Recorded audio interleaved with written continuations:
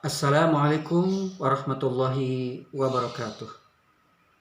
Bismillahirrahmanirrahim. Alhamdulillahirabbil alamin.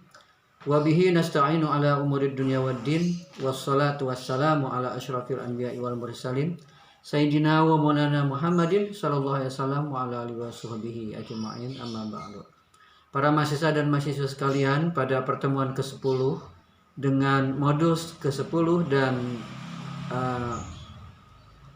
video ke-10, tema yang akan kita bahas pada kali ini adalah wawasan Nusantara pada mata kuliah Pendidikan Pancasila dan Kewarganegaraan.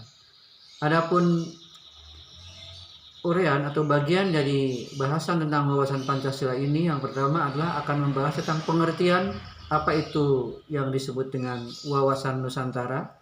Yang kedua, konsep dan unsur dalam wawasan Nusantara. Yang ketiga, faktor-faktor pembentuk wawasan Nusantara. Dan yang keempat adalah latar belakang filosofis wawasan Nusantara. Adapun CPMK atau capaian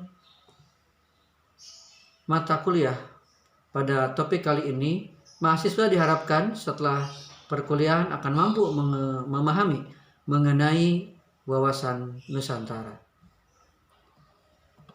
Baiklah para mahasiswa dan mahasiswa sekalian, untuk pendahuluan kita akan membahas tentang wawasan Nusantara. Wawasan Nusantara itu adalah sebagai salah satu aspek yang mendasari perwujudan visi dan misi negara. Tentu saja memiliki kedudukan yang sangat penting di hati masyarakat Indonesia. Oleh karena itu, seharusnya semua masyarakat Indonesia dan unsur-unsur negara yang ada mendukung dan memahami wawasan Nusantara itu sendiri.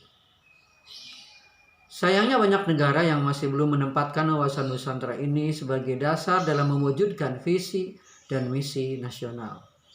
Oleh karena itu, seharusnya Indonesia tidak terjebak ke dalam permasalahan seperti ini. Secara umum, tentang wawasan Nusantara ini akan kita bahas fungsi terlebih dahulu. Ada 4 fungsi secara umum dari wawasan Nusantara bagi kehidupan berbangsa dan bernegara.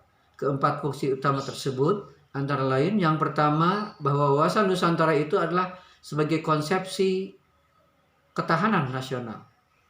Itu yang pertama. Artinya wawasan Nusantara ini dijadikan dasar ya, dalam pengembangan strategi ketahanan nasional yang meliputi ketahanan ekonomi, ketahanan pangan, ketahanan sosial, ketahanan kemasyarakatan, dan ketahanan kewilayahan.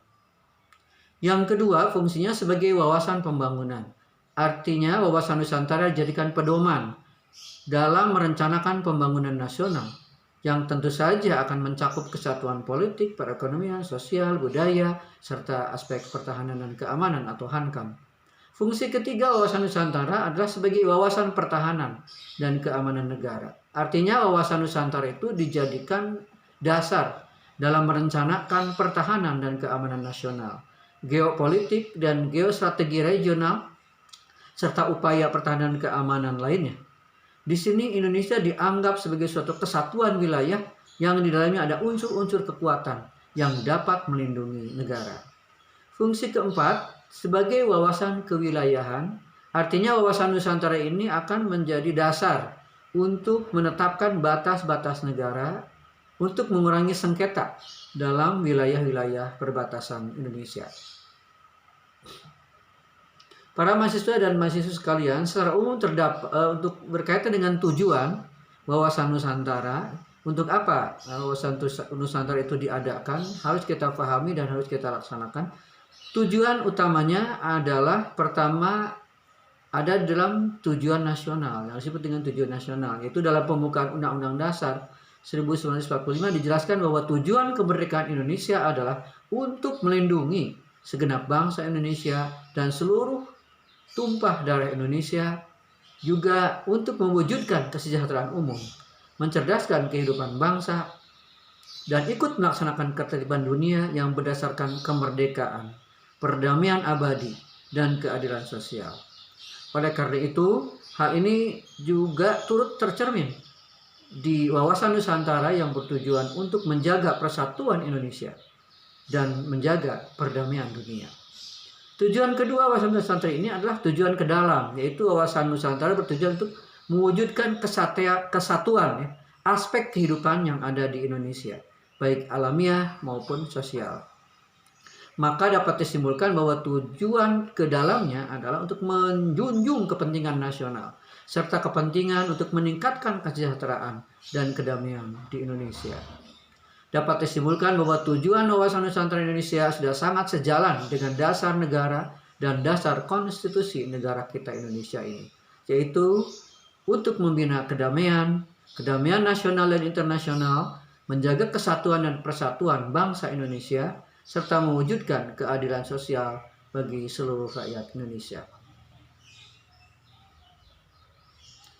Para mahasiswa dan mahasiswa sekalian yang berbahagia, masih pendahuluan tentang wawasan Nusantara ini kita akan membahas tentang batasan wilayah Indonesia dalam wawasan Nusantara. Terkhusus untuk wawasan kewilayahan, Indonesia telah memiliki beberapa landasan hukum dan historis yang menjadi dasar wawasan Nusantara. Berikut ini adalah berbagai landasan-landasan mengenai kewilayahan NKRI atau Negara Kesatuan Republik Indonesia. Pertama adalah Risalah Sidang BPUPKI tanggal 29 Mei sampai 1 Juni 1945 mengenai Negara Republik Indonesia dari para pejuang nasional. Pada forum ini Dr. Supomo menyatakan bahwa Indonesia meliputi seluruh wilayah Hindia Belanda.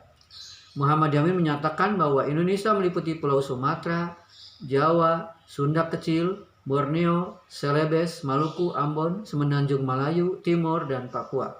Sedangkan Insinyur Soekarno menambahkan bahwa Kepulauan Indonesia merupakan satu kesatuan yang tidak bisa dipisah-pisahkan. Kemudian yang ketiganya adalah Ordonanti, yaitu Undang-Undang Belanda tahun 1939 mengenai penentuan lebar laut sepanjang 3 mil laut dengan cara menarik garis pangkal berdasarkan garis pasang surut. Ketentuan ini membuat Indonesia tidak dianggap sebagai suatu wilayah yang utuh karena dilalui oleh laut-laut internasional dan di luar yurisdiksi nasional. Kemudian yang berikutnya adalah Deklarasi Juanda, ini dasar hukumnya, itu pada tanggal 13 Desember 1957 yang merupakan penegasan pemerintah Indonesia tentang perairan Negara Republik Indonesia yang berisikan penentuan batas wilayah laut atau laut wilayah yang menggunakan sistem penarikan garis lurus dari titik terluar pulau-pulau Republik Indonesia. Kemudian penentuan wilayah lebar laut teritorial yang tadinya 3 mil laut menjadi 12 mil laut. Selanjutnya penentuan zona ekonomi eksklusif atau ZEE sebagai wilayah yang dikuasai oleh negara pemanfaatan sumber daya alamnya. ZEE ini memiliki luas sekitar 200 mil laut dari garis pangkal wilayah laut Indonesia. Pada akhirnya, fungsi utama wawasan Nusantara adalah menjaga kesatuan dan persatuan bangsa Indonesia demi menjaga kedaulatan negara dan mencapai tujuan negara. Wawasan Nusantara adalah cara pandang bangsa Indonesia terhadap rakyatnya, terhadap bangsanya, terhadap wilayahnya yang ada di wilayah negara Indonesia sebagai satu kesatuan, baik itu satu kesatuan politik, ekonomi, sosial, budaya, dan pertahanan serta keamanan yang disingkat menjadi IPOLEK Sosbud Hankam. Wawasan ini selanjutnya akan menjadi visi bangsa dalam mewujudkan cita-cita, tujuan dan cita-cita nasionalnya. Artinya semua orang seharusnya sudah memahami dan memiliki pengertian terhadap unsur-unsur yang ada di negara kita. Oleh karena itu, memiliki pemahaman yang baik terhadap wawasan Nusantara sangatlah penting bagi bangsa Indonesia. Bangsa yang tidak memiliki wawasan mengenai bangsa mereka sendiri tentu saja tidak akan mampu menjadi bangsa yang hebat. Ini harus menjadi catatan kita semua. Secara etimologi, pengertian wawasan Nusantara berasal dari dua kata, yaitu wawasan dan Nusantara. Wawasan sendiri berasal dari kata wawas, dalam bahasa Jawa artinya pandangan, tinjauan, penglihatan. Maka arti wawasan adalah cara pandang atau cara meninjau sesuatu sesuai dengan pemikiran kita. Sementara Nusantara itu sendiri berasal dari kata nusa dan antara. Nusa artinya pulau atau kepulauan, sedangkan antara artinya diapit. Oleh karena itu, Nusantara memiliki arti kepulauan yang diapit atau berada di tengah-tengah. Oleh karena itu, jika diterjemahkan secara langsung, wawasan Nusantara berarti cara memandang suatu bangsa terhadap negara Indonesia, kepulauan yang diapit oleh benua Asia dan benua Australia. Itulah Indonesia. Kemudian, wawasan Nusantara pada dasarnya adalah suatu sudut pandang mengenai kondisi geopolitik dan geostrategi Indonesia secara mendasar. Secara harfiah, wawasan ini berarti konsep Indonesia sebagai negara kepulauan yang terletak di antara dua benua dan dua samudra. Berikut ini adalah beberapa pengertian wawasan Nusantara berdasarkan dokumen kenegaraan kita serta pendapat-pendapat para ahli. Wawasan Nusantara pengertiannya menurut TAP MPR tahun 1999 adalah cara pandang dan sikap bangsa Indonesia mengenai diri dan lingkungannya yang serba beragam dan bernilai strategis dengan mengutamakan persatuan dan kesatuan bangsa serta kesatuan wilayah dalam menyelenggarakan kehidupan bermasyarakat, berbangsa dan bernegara untuk mencapai tujuan nasional. Menurut W. Usman, wawasan Nusantara adalah cara pandang bangsa Indonesia mengenai diri dan tanah airnya sebagai negara kepulauan dengan semua aspek kehidupan yang beragam. Salah satu pemikir kebangsaan, W. Usman, pernah mendefinisikan bahwa Nusantara secara lebih singkat dan concise. Menurutnya wawasan Nusantara adalah seperti yang sudah dijelaskan tadi. Kalau begitu, pengertian wawasan Nusantara yang sebetulnya apa?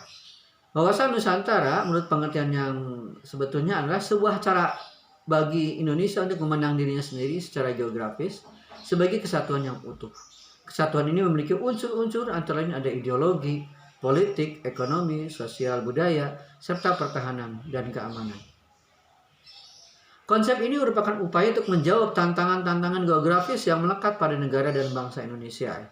Sebagai negara yang terdiri dari ribuan pulau dan kondisi sosial budaya yang sangat beragam, multikultural, tentu saja persatuan dan kesatuan itu adalah menjadi faktor yang sangat penting. Satu-satunya faktor yang sangat penting di antara faktor-faktor yang lain. Oleh karena itu, lautan yang memisahkan pulau-pulau kita dan titik-titik terluar negara Indonesia harus dianggap sebagai faktor penghubung, bukan pemisah. Inilah salah satu aspek yang mendasari upaya Indonesia menjadi negara maritim, yaitu sebagaimana presiden yang sekarang, yaitu adanya program tol laut yang pernah diprogramkan. Karena itu dari pulau ke pulau itu adalah ada hubungan yang sangat kuat. Wawasan Nusantara juga berkaitan erat dengan dasar ideologi dan konstitusi yang digunakan negara Indonesia, yaitu Pancasila dan Undang-Undang Dasar 1945. Dalam pelaksanaannya, wawasan Nusantara sepatutnya menjadi lem yang bisa menyatukan wilayah dan masyarakat Indonesia dalam semangat Bhinneka Tunggal Ika untuk mencapai tujuan nasional. Hakikat wawasan Nusantara, pada hakikatnya tulang punggung berdirinya negara Indonesia adalah masyarakat Indonesia. Tulang punggung ini hanya mampu berdiri dengan baik jika dibalut dalam toleransi, kesatuan, dan saling membantu satu sama lain. Oleh karena itu sangat penting bagi masyarakat Indonesia memiliki pengetahuan yang menyeluruh tentang bangsanya sendiri. Pengetahuan untuk memandang bangsanya dalam ranah kesatuan, persatuan, dan keragaman agar mewujudkan kesatuan Indonesia.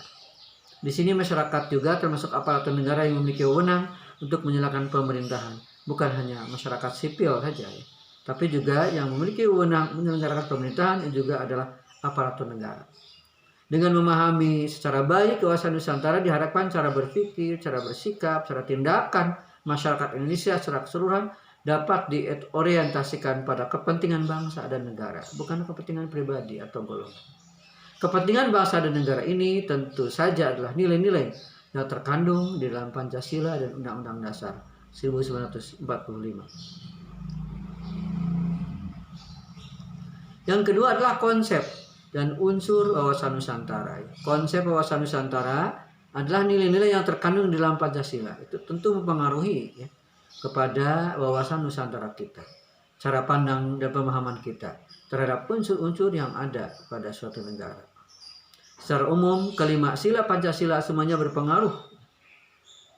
Berikut ini ada selayang pandang mengenai kelima butir Pancasila yang menjadi dasar dari wawasan Nusantara, yaitu pertama, ketuhanan yang Maha Esa; kedua, kemanusiaan yang adil dan beradab; tiga, Persatuan Indonesia. 4, kerakyatan yang dipimpin oleh hikmah kebijaksanaan dalam permasyarakatan perwakilan.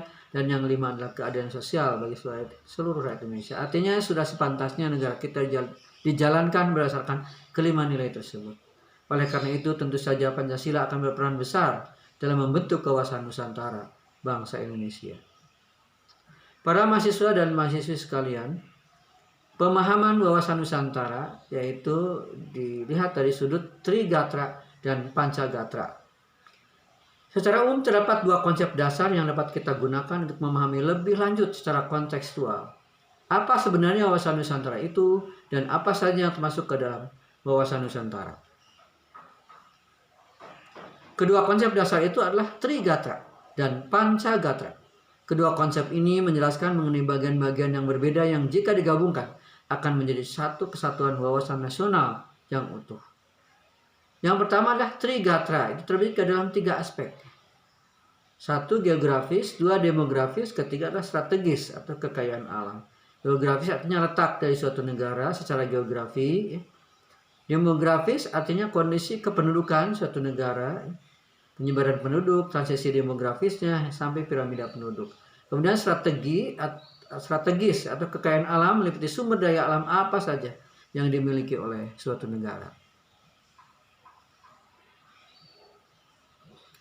Selanjutnya adalah Pancagatra. Pancagatra sendiri terbagi menjadi 5 aspek. Pertama ideologi, kedua politik, ketiga sosial budaya, keempat ekonomi, dan kelima adalah pertahanan dan keamanan. Ideologi adalah tataran konseptual yang melatar belakangi pola pikir dan pola berkegiatan masyarakat suatu negara. Indonesia sendiri ideologinya didasari oleh Pancasila. Pola pikirnya serta pola kegiatannya dilandasi oleh nilai-nilai Pancasila. Yang kedua, Pancagatra ini adalah politik, sistem yang bertujuan mencapai tujuan-tujuan yang sudah ditetapkan oleh penguasa dan diamanatkan oleh dasar negara. Yang ketiga adalah sosial budaya, kondisi sosial yang ada di suatu lokasi meliputi kebudayaan dan tradisi-tradisi yang ada di masyarakat. Selanjutnya adalah ekonomi, keuangan dan materi dari suatu masyarakat. Artinya ya kaitannya sangat erat dengan uang dan pekerjaan serta penghidupan. Yang terakhir adalah pertahanan dan keamanan. Bagaimana suatu negara dapat menjaga kedaulatan dan keamanan sendiri dari institusi negara, dari gangguan negara lain atau unsur-unsur ancaman lain, baik internal maupun eksternal. Para mahasiswa dan mahasiswa sekalian, yang berikutnya adalah unsur-unsur atau aspek-aspek wawasan Nusantara. Aspek itu pertama adalah aspek kewilayahan Nusantara. Aspek kewilayahan dan kekayaan alam Indonesia juga salah satu aspek yang mendasari membentuk wawasan Nusantara di Indonesia, membentuk cara pandang bangsa Indonesia. Ini bisa dibaca nanti secara mendalamnya di modul ya. Mungkin Bapak disampaikan secara singkat-singkat. Yang kedua adalah aspek sosial budaya. Indonesia merupakan negara yang sangat kaya sekali akan budaya. Saat ini kita memiliki ratusan suku dan budaya yang tinggal di bawah atap negara kesatuan Republik Indonesia. Seluruh kebudayaan ini diakomodasi oleh semboyan nasional yaitu Bhinneka Tunggal Ika. Artinya meski berbeda-beda tetapi tetap satu. Selanjutnya ketiganya adalah aspek sejarah. Indonesia dan wilayah Nusantara memiliki sejarah yang sangat berwarna. Mulai dari zaman kerajaan-kerajaan dahulu, kemudian penjajahan bangsa Eropa, selanjutkan perjuangan kemerdekaan, dan hingga akhirnya zaman pasca kemerdekaan yaitu sekarang, abad reformasi dan selanjutnya. Pengalaman sejarah ini memberikan pemahaman kepada masyarakat Indonesia bahwa sangat berbahaya jika kita terpecah-pecah. Akan sangat mudah bangsa lain untuk memecah belah dan menguasai satu persatu. Oleh karenanya, mari kita kuasai sejarah asli bangsa Indonesia sejak zaman dahulu kala, dari zaman kerajaan-kerajaan sampai dengan zaman reformasi. Dan sejarah itu bisa kita gunakan sebagai sebuah hal yang harus kita miliki. Karena itu adalah merupakan jati diri kita. Tidak akan ada suatu negara, tidak akan ada sesuatu hal tanpa adanya sejarah. Jadi sejarah ini sangat penting. Oleh karenanya, apabila ada yang mempermasalahkan tentang Indonesia, maka harus kita jawab dengan penguasaan sejarah yang betul-betul utuh, faktual, ya, lurus, objektif dan dengan bukti-bukti yang otentik ya, dan sebagainya. Kemudian berikutnya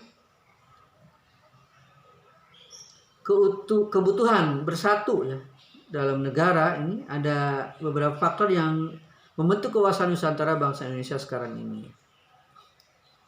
Nah, ada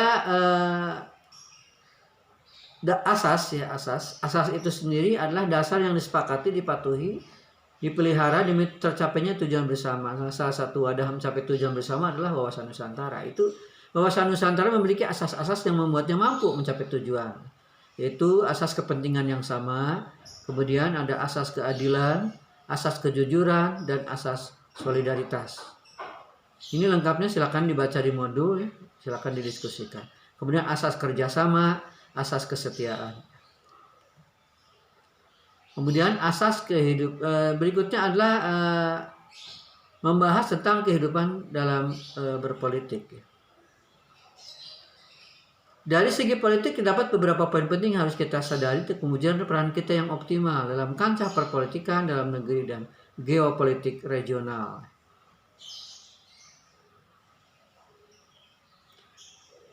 Dari segi politik, beberapa poin penting yang harus kita sadari, yaitu pelaksanaan kehidupan politik yang sesuai dengan undang-undang, seperti undang-undang parpol, undang-undang pemilihan umum, undang-undang pemilihan presiden. Ya. Pelaksanaan kegiatan-kegiatan politik di Indonesia harus sesuai dengan undang-undang tersebut. Pelaksanaan kehidupan bermasyarakat sesuai hukum. Seluruh warga negara Indonesia harus taat dan patuh terhadap hukum yang berlaku. Hukum tidak boleh memiliki pengecualian-pengecualian sehingga memungkinkan terjadinya kecurangan kalau ada pengecualian. Untuk memastikan hal ini, semua produk hukum harus memuara kepada nilai-nilai yang terkandung di dalam Pancasila dan Undang-Undang Dasar 1945.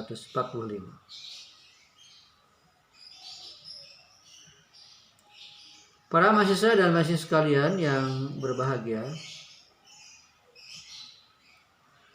selanjutnya akan kita bahas pembahasan berikutnya ya.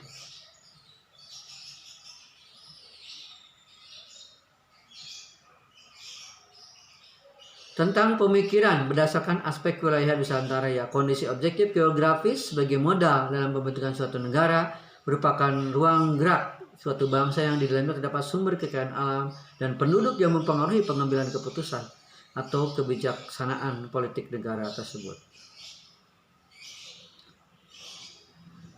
Selanjutnya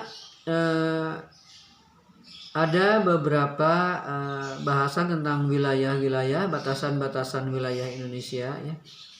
Indonesia terdiri pada 17.580 besar maupun kecil yang berada pada batas-batas astronomi ya. Utaranya 6,08 lintang utara, selatannya 11,15 lintang selatan, baratnya 94,45 bujur timur, dan timurnya adalah 141,05 bujur timur. Jarak utara selatan Indonesia itu kalau diukur adalah plus 1888 km. Sementara barat ke timur kurang lebih plus 5110 km. Para mahasiswa sekalian yang berbahagia, barangkali untuk singkatnya wawasan Nusantara ini Bapak sampaikan seperti itu. Mungkin masih banyak wawasan-wawasan atau informasi-informasi, ilmu-ilmu tentang wawasan Nusantara yang harus kita kuasai, kita pelajari, kita resapi dan kita amalkan. Demikian, terima kasih atas segala perhatian. Mohon maaf atas segala kekurangan. Wallahul muwaffiq ila aqwamit thoriq. Wassalamualaikum warahmatullahi wabarakatuh.